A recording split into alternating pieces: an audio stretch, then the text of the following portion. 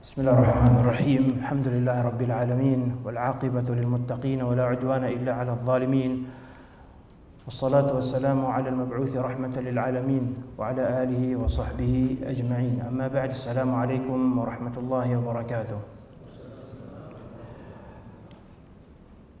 Natuna ako ay nagpapasalamat sa namumuno sa Markaz Muhammad bin Zayed Al-Thaqafi Al-Islami, ganoon din sa lahat ng volunteers at nag-organize ng programa na ito.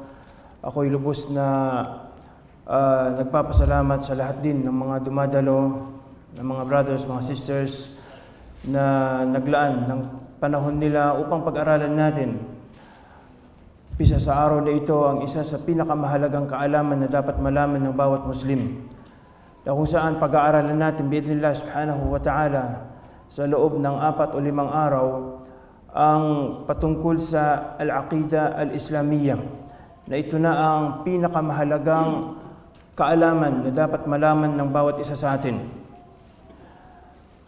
At nasabi ko na ito ang pinakamahalagang kaalaman na dapat malaman ng isang bus ng bawat Muslim, sapagkat ang kaalaman na ito, ya ikhwah,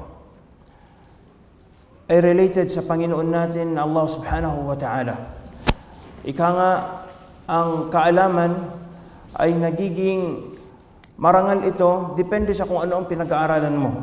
At ang pag-aaralan natin ngayon ay hindi patungkol sa kung ano-ano, kung hindi patungkol sa Allah subhanahu wa ta'ala na siyang lumikha sa atin, na siyang Panginoon natin. Napakahalaga ng pag-aaral natin sa aqida dahil sa 3 o 4 na dahilan. Number 1, ito ang asal ng pagtanggap ng lahat ng ating gawain. Walang anumang gawain na tatanggapin sa atin ng Allah subhanahu wa ta'ala maliban na lamang kung ito ay nakabatay sa tamang aqida. Allah subhanahu wa ta'ala wala siyang tatanggapin maliban na lamang kung ang ating ginagawa ay wagas lamang sa Allah subhanahu wa ta'ala. Sa Yawmul Qiyamah, magtataka ang mga tao na may mga mabuting ginawa dito sa mundo. Ipapakita sa kanila ng Allah yung mabuti nilang ginagawa, ipepresenta sa kanila, ilalahad sa kanila, subalit lahat nun ay mawawala ng saysay. Dahil bakit? Dahil ang kanilang ginawa hindi nakabatay sa tamang aqida. Sinabi ng Allah subhanahu wa ta'ala, وَقَدِمْنَا إِلَى مَا عَمِلُوا مِنْ عَمَلٍ فَجَعَلْنَاهُ هَبَاءً مَنْثُورًا. Ganon din sa isang ayat, sinabi ng Allah subhanahu wa ta'ala, قُلْ هَلْ أُنَبِّئُكُمْ بِالْأَخْسَرِينَ أَعْمَالًا. Gusto ba ninyo nasabihin ko sa inyo kung sino mga luging tao? Sino yung mga taong nasayang lang ang pagod nila dito sa mundo? الَّذِينَ ضَلَّ سَعْيٌ فِي الْحَيَاةِ الدُّنْيَا وَهُمْ يَحْسَبُونَ أَنَّهُمْ يُحْسِنُونَ صُنْعًا. Sila yung mga taong inakala nila na mabuting ginagawa nila. Yung pala, ang kanilang mga ginagawa ay pawang mga gawain na labag sa kagustuhan ng Allah subhanahu wa ta'ala, hindi for the sake ng Allah subhanahu wa ta'ala. Sila yung mga luging mga tao. Kaya para hindi tayo maging lugi, kailangan na pag-aralan natin ang tauhid, ang aqida, na sa pamamagitan nito ay matatanggap ng Allah subhanahu wa ta'ala ang ating mga gawain. Ang sala, ang zaka, ang jihad, ang da'wa, ang anumang sakripisyo, ang pagkatayo, ano paman, kailanman ito matatanggap ng Allah maliban na lamang kung ito ay nakabatay sa tamang aqida. Yan ang unang dahilan. Pangalawa, pinag-aaral natin ang aqida at napakahalagang pag-aaralan ito sapagkat ang lahat ng propeta ng Allah subhanahu wa ta'ala dito sila nag-umpisa. Ito ang mensahe ng lahat ng sugo ng Allah subhanahu wa ta'ala. Bawat isa sa mga sinugo ng Allah subhanahu wa ta'ala, iisa lang kanilang mensahe. وَلَقَدْ بَعَثْنَا فِي كُلِّ أُمَّةٍ رَسُولًا أَنِ اعْبُدُوا اللَّهَ وَاجْتَنِبُوا الطَّاغُوتَ. Nagpadala kami, sabi ng Allah subhanahu wa ta'ala, sa bawat pamayanan ng mga sugo, na ang bawat isa sa kanila, ang sinasabi lang nila, u'budullah, sambahin ninyo ang Allah subhanahu wa ta'ala, talikuran ninyo ang lahat ng mga sinasambang maliban sa Allah subhanahu wa ta'ala, ang lahat ng taghut, lahat ng sinuman na sinamba ng mga tao maliban sa Allah subhanahu wa ta'ala. So, kung gusto natin na ang ating ginagawa ay alunsunod at tugma sa yapak ng mga propeta ng Allah subhanahu wa ta'ala, dito tayo mag-umpisa. Umpisan natin ang ating pag-aaral sa kung saan nag-umpisa ang lahat ng mga propeta ng Allah subhanahu wa ta'ala. Lahat ng propeta, ang sinabi nila sa kanilang mga kababayan, Qulu la ilaha illallah. Sabihin ninyo ang la ilaha illallah. Si Nuh alayhi salam, si Hud, si Yaqub, si Isa, si Musa, lahat nila, iisa lang ang mensahe nila. Ganon din, isa sa dahilan kung bakit na ito ang una natin pag-aaralan, dahil ya ikhwa, ang tawhid o ang aqida, la yaqbal at-ta'addudiyya. Ang usapin patungkol sa aqida, hindi ito maaring pasukan ng tinatawag na diversity. Hindi siya pwedeng pasukan ng tinatawag na kagaya ng sa fiqh. Pwede kang maging Hanbali, pwede kang maging Shafi'i, pwede kang maging Hanafi o Maliki. Depende sa iyo. Subalit sa aqida, isa lang sa dalawa. Muslim o kafir. Ahlu al-huda o ahlu al-dalal. Ikaw ay mapabilang sa mga taong ginabayan o mapabilang sa mga taong ligaw. Mapabilang ka sa mga ahlu sunnah o di kaya mabilang ka sa mga ahlu al-bid'ah. Walang pangatlo, walang pang-apat. Subalit sa usapin patungkol sa fiqh, maluwang ito. Pwede mong sambahin ang Allah subhanahu wa ta'ala sa pamagitan ng al-madrasa al-malikiyya, al-madrasa al-shafi'iyya, madrasa al-hanbaliyya. Lahat nito ay mga paaralan na kung nagkamali ka dito, siguro mapapatawad ka pa. At yun ang pang-apat na dahilan. Ang pagkakamali, ya ikhwa, sa aqida ay hindi mapapatawad. Ang usapin patungkol sa aqida ay usapin na hindi tayo pwedeng magkamali dito. Hindi to kagaya ng usapin patungkol sa fiqh. Ang usapin patungkol sa fiqh, kapag nagkamali ka, siguro mapapatawad ka pa. Subalit ang usapin patungkol sa aqida, kung minsan ang isang tao makakalabas sa Islam dahil lang sa salita. Kung minsan hindi namamalayan ng tao, labas na siya sa Islam. Dahil sa mga kilos niya, dahil sa mga salita niya, dahil sa pagkakamaling nagagawa niya. So dahil dyan, tungkulin ng bawat isa sa atin, ang paulit-ulit niyang pag-aaralan ng kaalaman nito. At ito ang hadi, ito ang patnubay, ito ang yapak ng mga ulama natin. Sheikh bin Baz, rahimahullah, inabot siya ng mahigit kumulang 40 times na binasa niya ang Fathul Majid sa Al-Haram Al-Makki at sa Al-Haram Al-Makki na hindi sila nagsasawa. Ganon din dapat tayo. Hindi tayo dapat magsawa sa pag-aaral sa kaalaman nito patungkol sa aqida. Hindi tayo dapat maging abala o walang dapat na makakahadlang sa atin na pag-aralan ng kaalaman nito ng anumang bagay. Huwag tayong dapat na malinlang na makamundong bagay, ng pampolitikong bagay o di kaya pampinansyal na bagay o ano pa mang makamundong bagay. Dahil bakit ito ang dahilan kung bakit tayo nilikha ng Allah subhanahu wa ta'ala, ang sambahin natin ng Allah subhanahu wa ta'ala at kikilalanin lamang natin siya na mag-isa. So ngayon, umpisahan natin, pag-aaralan natin na kung saan ang kurso na ito ay nakadesenyo sa isang short na period ng pag-aaral na pagsisikapin natin, biidhnillah subhanahu wa ta'ala, sa loob ng 4 o 5 araw, makukuha natin ang buod, ang summary, ang brief na mga usapin patungkol sa aqida, kabilang na doon ang 6 na haligi ng iman at yung mga mulhaqat o yung mga papasok na mga issue o usapin patungkol sa aqida. Sa araw na ito, biidhnillah, tatalakayin natin ang 3 bagay. Una, ang muqaddima natin. Pangalawa, ang arkan al-iman. Pangatlo, ang unang rukun ng arkan al-iman. By the way, kung gusto talaga ninyo magpalawak ng pag-aaral ninyo, ngayon, alhamdulillah, malawak ang mga majal, ang field na mag-aaral kayo sa mga universities, sa mga madaris, sa mga maahid. Kung gusto talaga ninyo na magpalawak ng kaalaman ninyo. Subalit, sa pagkakataon na ito, ang kukunin lamang natin ay yung basic na kaalaman na dapat nating malaman patungkol sa ating aqida. Kung titingnan yung mga muallafat ng mga ulama, yung mga naisulat nila mga aklat patungkol sa aqida, napakarami nito at wala itong katapusan. ang Tauhid al-Uluhiyya lamang, Sheikhul Islam Taymiyyah sa Majmu' al-Fatawa, hindi lang isang volume ang naisulat niya patungkol dito, patungkol lang sa Tauhid al-Uluhiyya. Ganun din, ang Tauhid al-Rububiyyah, napakalawak ng mga usapin dito. Subalit, yakfi min al-qiladati ma yuhitu bil-unuq, kagaya ng sinasabi ng mga Arabo, sapat na sa isang kwintas ang makaikot ito sa leeg.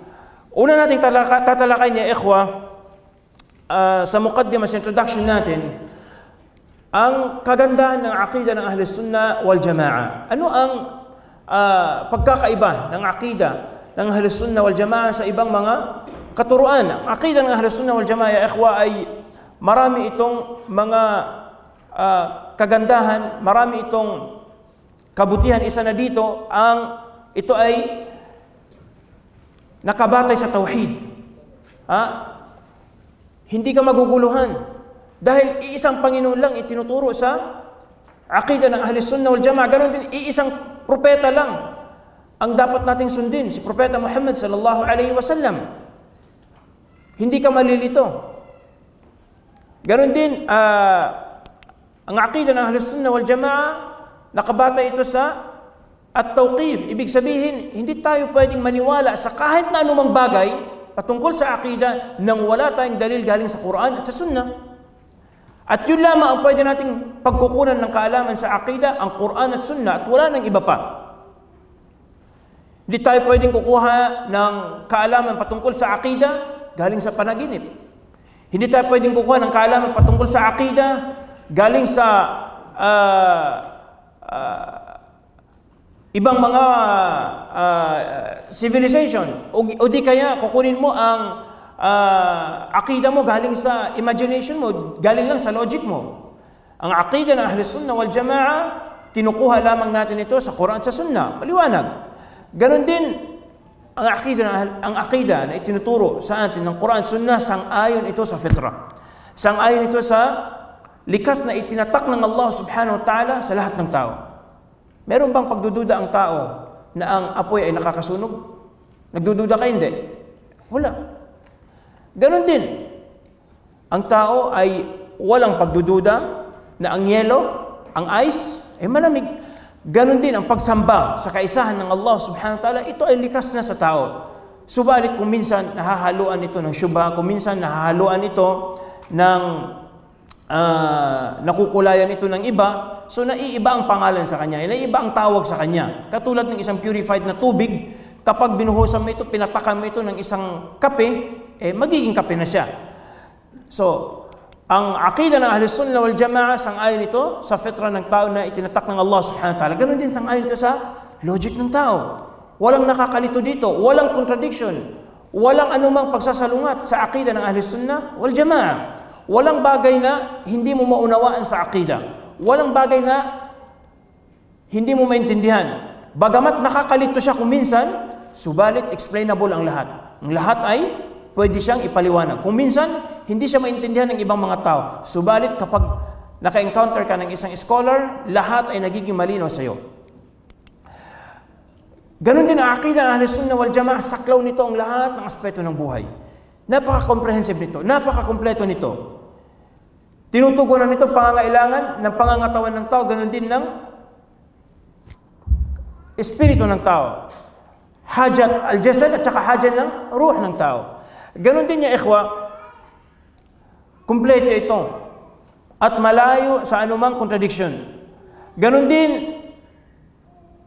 hindi ito kagaya ng ibang akida na makikita mo sa kanila ang ghulu, ang extremism. Makikita mo sa ibang akida, sa ibang sekta, ang pagpapabaya nila sa ibada, pagpapabaya nila sa ibang bagay. Wala silang pakialam sa akhlaq, wala silang pakialam sa pakikitungo nila sa mga namumuno sa kanila. Subalit ang Ahli Sunnah wal Jama'a, napaka-balance ito, napaka-moderate nito. At biidhnillah darating ang punto na tatalakay natin kung saan naging moderate ang Ahli Sunnah wal Jama'a. Isa sa halimbawa nito, moderate siya sa babul iman, sa pagitan ng mga Khawarij at saka ng mga Murji'ah. May mga taong nagsasabi na lahat ng nakagawa ng malaking kasalanan, kaagad-agad hinahatulan nila na siya ay kafir. Meron namang mga tao na kahit nagawin mo na ang lahat, sabi nila, as long as naniniwala ka sa Allah subhanahu wa ta'ala, Muslim ka pa rin. Kahit na hindi ka magsala, kahit na hindi ka samba sa Allah subhanahu wa ta'ala, hindi mo sundin ang kanyang pinag-uutos, as long as naniniwala ka sa kanya, Muslim ka pa rin. So ang dalawang grupo na yon, yung nagmalabis at saka nagkulang, lahat nila ay labas sa tamang katuruan ng mga sugo ng Allah subhanahu wa ta'ala. Ang naging tumpak lamang, ang kanilang pananampalataya, ang Ahlus Sunnah wal Jama'ah, na naniniwala sila na ang taong nakagawa ng kasalanan ay Muslim siya sa kanyang iman, subalit siya ay isang fajir, siya ay isang asi, siya ay nakabiolate siya sa Allah subhanahu wa ta'ala, mamahalin pa rin natin siya, depende sa kung ano ang meron sa kanya na iman, at kasusuklaman natin siya, depende sa kung ano ang violation na nagawa niya sa batas ng Allah subhanahu wa ta'ala. Ang aqida na ito ng Ahlus Sunnah wal Jama'ah, kung mauunawaan natin ng maayos sa ikhwa, hindi ito aqida na theory lang. Hindi ito aqida na pinag-aaralan lang natin kagaya ng aqida halimbawa ng Darwin's theory na hindi mo alam saan ang source niya. Ganon din, hindi mo alam ano ang magiging resulta niya. Subalit ang aqida ng Ahlus Sunnah wal Jama'ah, makikita mong kagandahan nito, ang kahalagahan nito sa resulta niya, sa bunga niya. At isa sa bunga ng aqida ng Ahlus Sunnah wal Jama'ah, masasamba mo ang Allah subhanahu wa ta'ala na mag-isa. Masasamba mo ang tunay na Panginoon na dapat mong sambahin. Ganon din, magiging malaya ka. Magkakaroon ka ng freedom. Alam ba ninyo na mayroong mga tao, intellectual sila, may utak sila, subalit hindi nila kilala kung sino ang Panginoon na dapat nilang sambahin. Iba sa kanila scientist, iba sa kanila mga geologist, sociologist, subalit hindi nila alam sinong sasambahin nila. Ang iba sa kanila sinasamba ay baka, ang iba sa kanila kung ano-anong sinasamba. Sa India alone, kung titingnan mo sa Google kung ilan ang sinasamba nila, umaabot ng 3 million. Ang mga Hindus, ang dami ng Panginoon nila, milyon. Lahat ng bagay sinamba na nila, maliban lang sa Allah subhanahu wa ta'ala. Ganon din, masusunod natin ang tamang propeta na ipinadala sa atin ng Allah subhanahu wa ta'ala para maging good example natin sa lahat ng aspeto ng buhay. Paano siya sumamba sa Allah, paano siya nakitungo sa kapwa niya na tao. Ganon din ya ikhwa, magiging malaya tayo sa bid'ah. Once na nasunod mo ang tamang aqida, ikaw na ang pinakamalayang tao. Ikaw na ang pinaka-liberated na tao. Ang liberation, hindi mo makikita yan sa pagsunod mo sa kagustuhan mo. Subalit, ang malayang tao ay yung siya na sinusunod niya ang kagustuhan ng Allah subhanahu wa ta'ala at sumasang-ayon sa sunnah ng Rasul sallallahu alaihi wasallam ang kanyang mga ginagawa. Ganon din, magkakaroon siya ng tumanina. Magkakaroon siya ng raha. Alladhina amanu wa lam yalbisu imanahum bidhulmin ulaika lahumul amnu wa hum muhtadun. Malinaw na ipinahayag ng Allah subhanahu wa ta'ala na ang lahat ng nanampalataya sa kanya at hindi nila hinaluan ng shirk ang kanilang pagsamba, ipagkakalog sa kanila ng Allah subhanahu wa ta'ala ang aman, ang kapayapaan, ang katahimikan. Ganon din, ibibigay sa kanila ng Allah subhanahu wa ta'ala ang saada. Ang pinakamaswerteng tao dito sa ibabaw ng mundo ay sila na nananiwala sa Allah subhanahu wa ta'ala at ginawa nila ang anumang utos sa kanila ng Allah subhanahu wa ta'ala. Anong dalil? Sinabi ng Allah subhanahu wa ta'ala, Innal ladhina amanu wa 'amilus salihat wa may ya'mal minas salihati min dhakarin aw untha falanuhyiyannahu hayatan tayyiba. Bubuhayin namin sila, yung mga taong naniwala sa Allah subhanahu wa ta'ala at gumawa ng kabutihan sa napakagandang uri ng kabuhayan. Sila ang pagkakaluban ng Allah subhanahu wa ta'ala ng kaginhawahan ng loob. Ganon din ang aqida ng Ahlus Sunnah wal Jama'ah. Kung isa sa buhay natin ito, ibinibigay nito sa atin ang needs ng ating pangangatawan, ganoon din ang ating mga kaluluwa. So, hindi tayo kagaya ng iba na para tayong mga monghe na sumasamba ng sumasamba lang, na tinatalikuran nila ang mundo. Hindi ganoon. Ang aqida ng Ahlus Sunnah wal Jama'ah, binibigay sa iyo lahat ng needs mo. Pinapayagan ka na kumain, pinapayagan kang mag-asawa, pinapayagan kang matulog. Ganoon din, lahat ng kinakailangan ng espiritu ng tao, ng kaluluwa ng tao, sa pagsamba sa Allah subhanahu wa ta'ala, itinuro sa atin lahat. Kaya ko ito sinasabi, ya ikhwa, dahil may mga tao, subhanallah, dahil sa walang laman ang kaluluwa nila, mapapansin mo sa kanila na kung ano-anong ginagawa sa buhay. Merong iba sa kanila ang tumatalong galing sa bundok. Merong iba sa kanila ang tumatalong galing sa taas ng eroplano. Ang iba sa kanila nagda-diving. Ang iba sa kanila nagtuturo. Hindi na nila alam kung saan nila gagastusin ang pera nila. Subalit ang isang Muslim, paggising niya sa umaga, alam niya kung anong hadaf niya. Napakaabala niya. Alam niya kung saan ang patutunguhan niya. Alam niya kung anong gagawin niya pagdating ng tanghali. Alam niya anong gagawin niya pagdating ng Isya, pagdating ng Fajr, pagdating ng Dhuhr. Napakalinaw ng mission at vision ng Muslim. Sinabi ng Allah subhanahu wa ta'ala, "Afaman yamshi mukibban ala wajhihi ahda amma yamshi sawiyan ala siratin mustaqim." Magkapareho ba, sabi ng Allah subhanahu wa ta'ala? Yung taong kapag naglalakad siya, mukibban ala wajhi, yung naglalakad na nakaganon ng ulo, magkapareho ba siya at saka yung taong straight ang paningin niya? Hindi magkapareho. At ganun ang halintulad ng Muslim sa hindi Muslim. Ang Muslim, napakalino ng direksyon niya. Alam niya na after death, meron pang buhay. Alam ng Muslim na lahat ng nangyari dito sa kanya sa mundo, ay lahat nito ay alam ng Allah subhanahu wa ta'ala, naitala ng Allah subhanahu wa ta'ala. Kaya maluwag niyang tinatanggap ang lahat. Subalit ang mga sila na walang pananampalataya sa Allah subhanahu wa ta'ala, napakasikip ng buhay nila. Napakahirap ng buhay nila. Hindi nila matanggap ang mga nangyari sa kanila. So isa ito sa kahalagahan ng tauhid, kahalagahan ng aqida, na dapat na huwag tayong magsawa sa pag-aaral sa kaalaman na ito. Dadako tayo sa pangalawang paksa natin ngayon, ang Arkanul Iman. Ang Arkanul Iman, ito ang aqida natin. Ito ang pinaniniwalaan natin. Ito yung dapat na itatak natin sa puso at isipan natin. Ang 6 na haligi ng mga pinaniniwalaan sa Islam. Meron pa bang ikapito? Wala na. Pwede ba natin bawasan? Gawin na lang natin 5? Hindi pwede. Dahil bakit? Dahil ito ang itinuro sa atin ni Propeta Muhammad. Ito ang itinuro sa atin sa Quran. Anong unang haligi? Al-imanu billah. Pangalawa, paniniwala sa mga malaika. O malaikatihi. Pangatlo, wa kutubihi. Pang-apat, paniniwala sa mga rusul, sa mga sugo ng Allah subhanahu wa ta'ala. Pang-5, paniniwala sa al-yawmil akhir, sa huling araw. Pang-6, paniniwala sa al-qadar, khairihi wa syarrihi, o ang tadhana.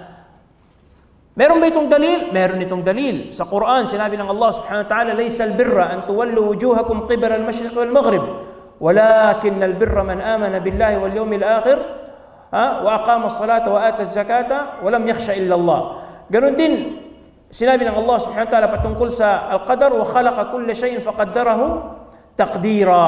So ang lahat nito ay may patunay galing sa Quran. Ganon din sa sunnah ng Rasul sallallahu alaihi wasallam. Isang araw, dumating sa kanya si Jibril.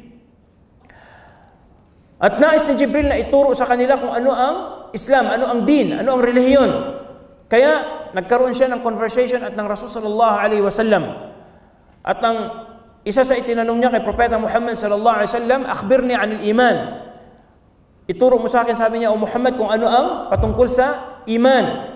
Sabi sa kanya ng Rasul sallallahu alaihi wasallam, "An tu'mina billahi wa malaikatihi wa kutubihi wa rusulihi wal yawmil akhir wa tu'mina bil qadari khairihi wa syarrihi." Ang hadith na yan, hadith na tinatawag na hadithu Jibril, na napakahaba, na doon sinamarize sa atin ni Jibril alayhis salam ang din. Kaya nga sinabi niya sa bandang huli ng hadith na yon, na pumapangalawa sa hadith ng Al-Arba'in na Nawawi na binanggit ni Imam An-Nawawi sa 40 hadith. Sabi niya, "Hada Jibril atakum yu'allimukum dinakum." Yan sabi ng Rasul sallallahu alaihi wasallam, si Jibril dumating sa inyo para ituro sa inyo ang inyong din.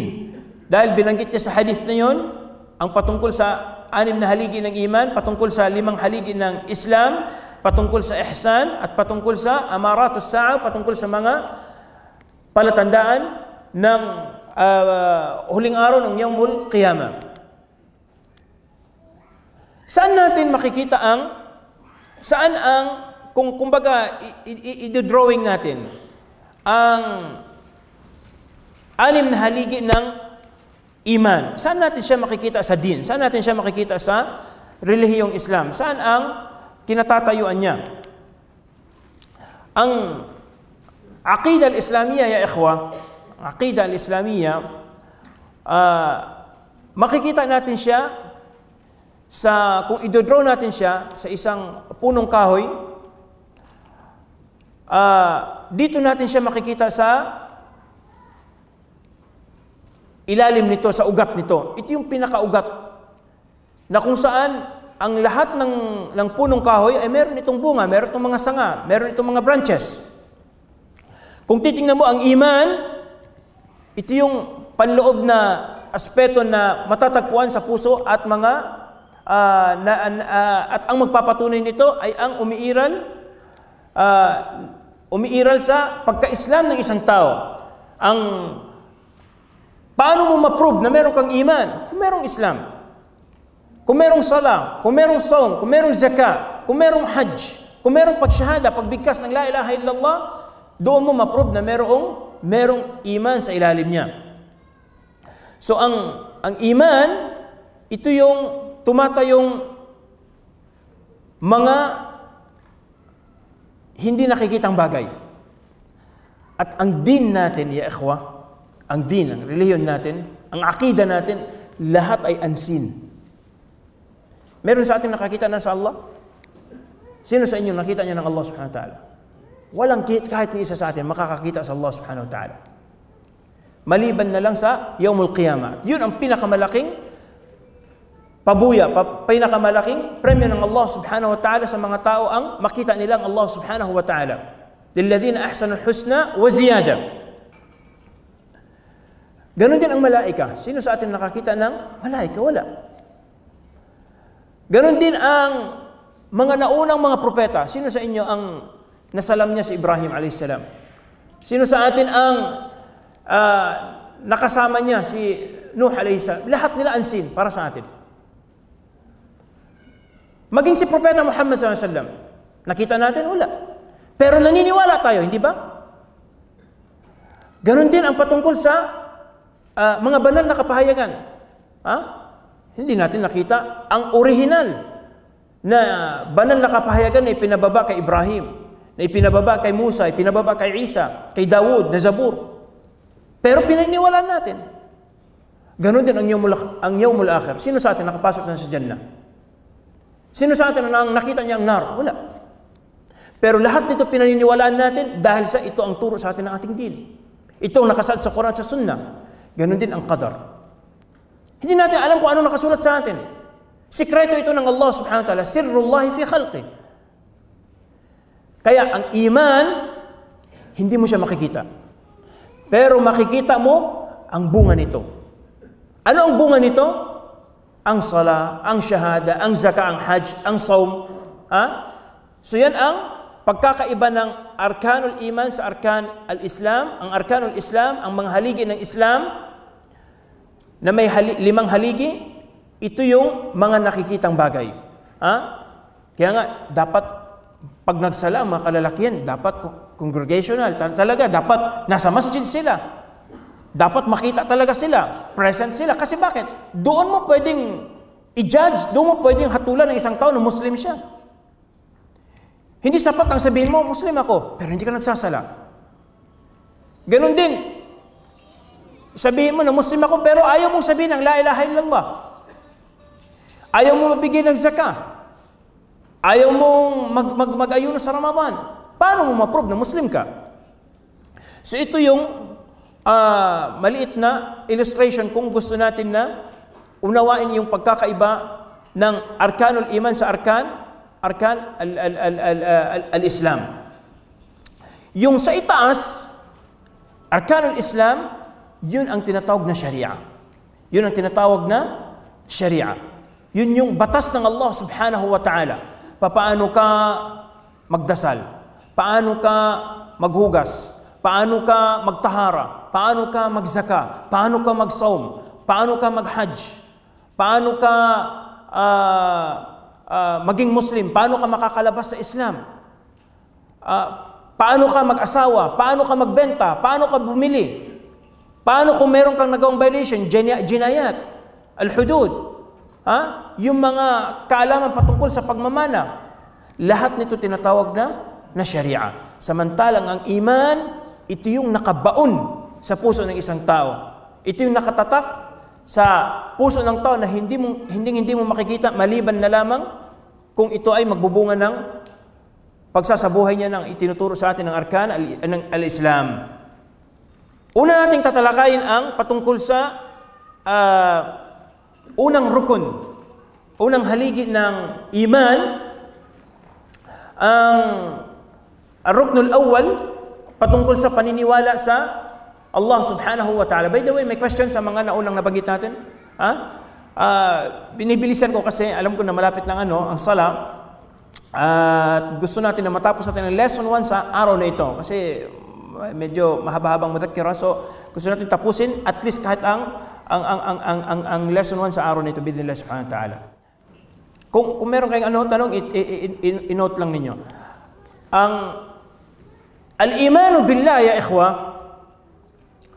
napapaloob dito ang 4 na bagay. Ang paniniwala sa Allah subhanahu wa ta'ala, ang unang rukun ng iman na dapat nating paniwalaan ay ang paniniwala natin sa Panginoong Allah subhanahu wa ta'ala. Napapaloob dito ang 4 na bagay. Kapag sinabi mong naniniwala ko sa Allah, ibig sabihin naniniwala ka sa 4 na bagay patungkol sa Allah subhanahu wa ta'ala. Saan natin yun nakuha? Bil istiqra, sa pamagitan ng pag-analyze sa mga ulama. Pinag-aralan nila ang Quran at Sunnah, tiningnan nila ang nilalaman ng Quran, na found out nila na sa paniniwala sa Allah subhanahu wa ta'ala, napapaloob doon ang 4 na bagay. Ang paniniwala sa kairalan niya, sa wujud ng Allah subhanahu wa ta'ala, ang paniniwala sa kanyang rububiyya, paniniwala sa al-uluhiyya, at ang paniniwala sa al-asma wa sifat, mga pangalan at katangian ng Allah subhanahu wa ta'ala na pawang magaganda. Ang sabi natin kanina, ya ikhwa, ang paniniwala sa Allah subhanahu wa ta'ala ay napapaloob dito ang 4 na bagay. Number 1, ang paniniwala natin ng Allah subhanahu wa ta'ala ay existing. Umiiral ng Allah subhanahu wa ta'ala. Merong Allah subhanahu wa ta'ala. Bagamat hindi mo siya nakikita, pero pinaniniwala mo siya. Merong isang mulhid, merong isang atheist, sabi ng professor sa estudyante niya, i-prove niyo sa akin na may Panginoon. Tumayo ang isang estudyante, sabi niya, i-prove mo sa akin na may kurente. Nakita mo ba, sabi niya, kurente? Nakita mo, sabi niya, hangin.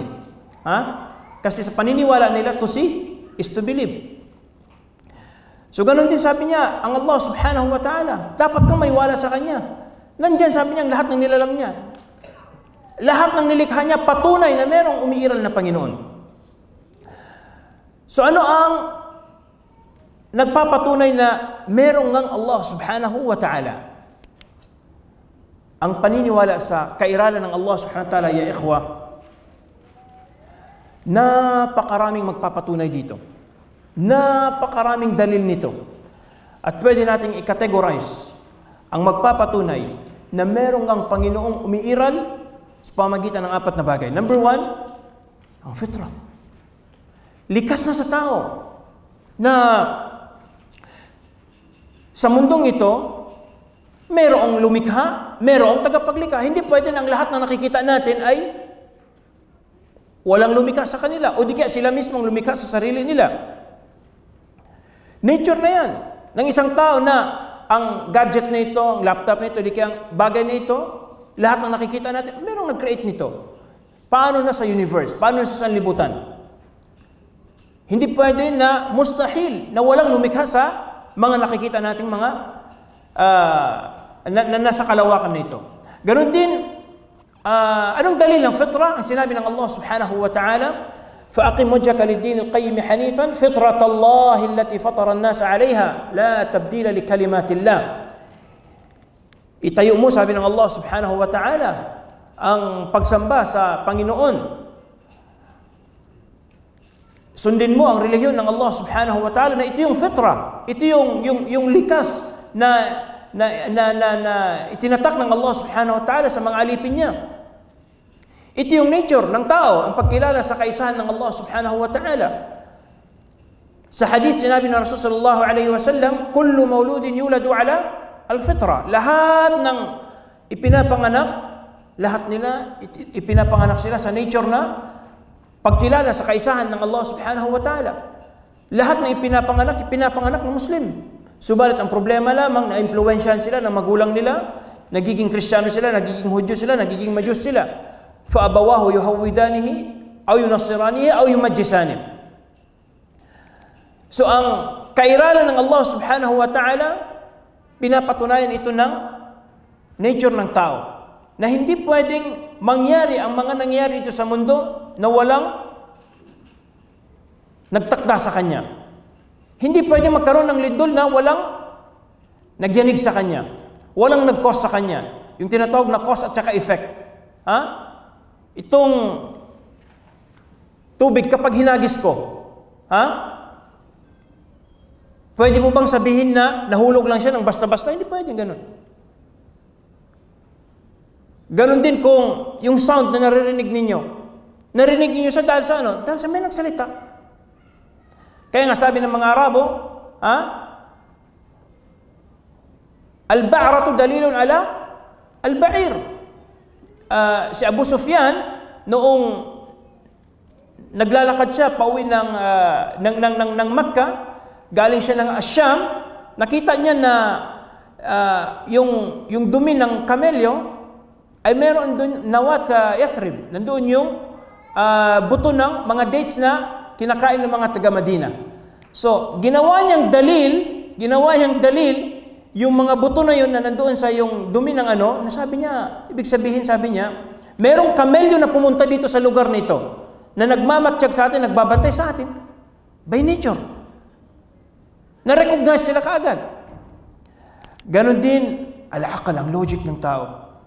Si Jubair bin Mut'im, nung marinig niya ang Rasul sallallahu alaihi wasallam, noong nakipag-negotiate siya sa Badar para sa fidya, dahil maraming nabihag sa kanila, narinig niya na nagbabasa ang Rasul sallallahu alaihi wasallam sa Salatul Maghrib ng Suratul Tur. At nung dumating ang Rasul sallallahu alaihi wasallam sa aya na sinabi niya, am khuliqu min ghairi shay'in am humul khaliqun am khalaqu as-samawati wal arda bal la yuqinun. Sila ba ay nilikha, sabi ng Allah subhanahu wa ta'ala, galing sa wala? Am khuliqu min ghairi shay'in am humul khaliqun, o di kaya sila ang tagapaglikha? Am khalaqu as-samawati wal ard, sila ba ang lumikha ng langit at ng kalupaan? Ang sagot, wala sa lahat na yun. Bagkus sila ang mga nilikha at merong Panginoon na lumikha sa kanila. At doon, nag-umpisa, sabi ni Jubair ibn Mut'im, pumasok sa isipan ko ang iman. Kasi bakit? Dahil hindi pwede na ang tao siya ang lumikha sa sarili niya. Hindi rin pwede na ang tao ay nilikha mula sa wala. Kagaya ng pinaniniwala ng mga itis, sabi nila ang lahat ay galing sa nature. Ha? Pag nagkalindol, sabi niya, kagagawan ng kalikasan. Kapag nag-tornado, nagbagyo, sabi niya, kagagawan ng kalikasan. Ha? Lahat sinisisi nila sa kalikasan. Ganon din tayo, sabi niya, mawawala tayo dito, sabi ng mga ayaw maniwala na mayroong Panginoon na parang wala lang. Ha? O mayuhlikuna illa ad-dahr, yung mga dahriyun. So ang isipan ng tao, nagpapatunay na mayroong Panginoon na umiiral. Hindi pwedeng walang Panginoon na lumikha sa lahat ng nakikita natin mga bagay. Ganon din ang mga al-his, al-mushahad. Mismo yung senses ng tao, nagpapatunay na mayroong Panginoon. At isa sa magpapatunay na mayroong ang Panginoon sa pamagitan ng mga senses ng tao, yung nakita ng mga tao na mu'jizat ng mga anbiya, yung mga milagro ng mga propeta, na nasaksihan yun ng maraming mga tao. Kagaya ni Isa alayhi salam, kaya niyang gamutin ang ketongin, kaya niyang gamutin yung bulag. Ang Rasul sallallahu alaihi wasallam isang araw,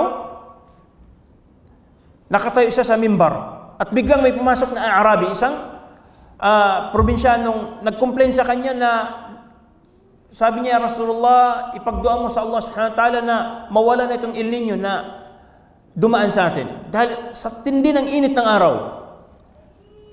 Kaya humingi siya ng tulong kay Propeta Muhammad sallam na ipagdua yung kalagayan nila sa Madina dahil sa natuyo ng lahat. Ha? Fad'u Allah an yughithana. Ya Rasulullah, sabi niya, halakat al-iyal wa jaffati. Ang sabi niya, ya Rasulullah, wala na makain yung pamilya namin. Tuyo na ang lahat. Pati yung mga alaga nilang hayop, wala na rin mainom. Kaya sabi niya, ya Rasulullah, ipagdua mo kami. Kaya inangat ng Rasul sallallahu alaihi wasallam ang kamay niya, at hindi pa siya nakakababa ng mimbar, at ang ulan ay biglang bumuhos sa kanila. So isa yun sa mga milagro ng Rasul sallallahu alaihi wasallam. The other Friday, nag-complain ulit yung probinsyano na yun. Sabi niya, ya Rasulullah, sobra naman, sabi niya, ang ulan ay pinarating ng Allah subhanahu wa ta'ala. Ipagdua mo, sabi niya, ya Rasulullah, na sana ay mawala na itong ulan. Kaya nagdua ang Rasul sallallahu alaihi wasallam, Allahumma hawalayna wala alayna. Ya Rasulullah, gawin mong ikakabuti sa amin ang ulan. At gawin mo ito na doon lamang sa mga kabadukan, doon lamang sa mga malalayong lugar, doon sa mga widyan, doon sa mga valley na doon yung dinadaluyan ng mga tubig ng ulan. Kaya ang Rasul sallallahu alaihi wasallam hindi pa nakababa ng mimbar, at ang mga sahaba napansin nila na ang mga clouds, ang mga ulap ay nagsibukas na. So, mu'jiza ng anbiya. Ganun din yung sinabi ng Allah subhanahu wa ta'ala, iqtarabat as-sa'atu wa inshaqqa al-qamar. Nasaksihan ng mga Quraysh na nabiyak ang buwan. Ganun din ang mga dua na tinanggap ng Allah subhanahu wa ta'ala mula sa mga awliya niya. Na tayo mismo napapansin natin yan. Nagdua lang ako, sabi niya, tinanggap agad ng Allah subhanahu wa ta'ala ang aking panalangin. Ilan na ang mga nagdua na tinanggap ng Allah ang kanilang mga panalangin. Ganun din yung mga karamat. Si Ibrahim alayhi salam, nagdua sa Allah subhanahu wa ta'ala nung itinapon siya, hinagis siya sa isang gabundok na apoy. Ang Allah subhanahu wa ta'ala tinugunan ang kanyang panalangin. Qulna ya naru kuni bardan wa salaman ala Ibrahim. Ganon din si Nuh alayhi salam, nung tumindi na ang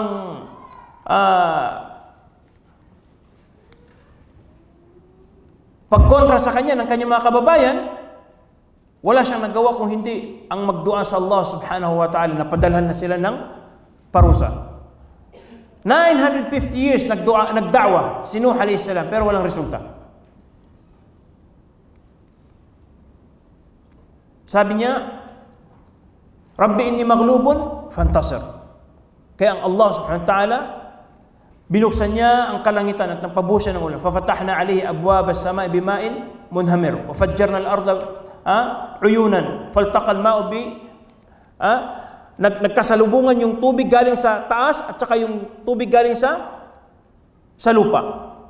Kaya lahat ay nalunod maliban na lamang sa mga nag-survive na nakasama sa bangka o barko ni Nuh alayhi salam. So lahat nito ay mga pinapatunayan sa atin ng ating mga nakikitang naaaktuhan ng mga tao na nararamdaman nila na merong ang Panginoon na umiiral. Ganon din ang batas ng Allah subhanahu wa ta'ala, ang Islam. Isa itong magpapatunay na merong ang Panginoon na umiiral, na nangangasiwa ng lahat, na siya ang lumikha ng lahat. At yan, insyaAllah subhanahu wa ta'ala, tatalakay natin after adhan. At insyaAllah after adhan, hindi tayo magtatagal, bi'idhnillahi ta'ala, dahil meron tayong exercise na sasagutin mamaya. Jazakumullah khairan. Assalamualaikum warahmatullahi wabarakatuh.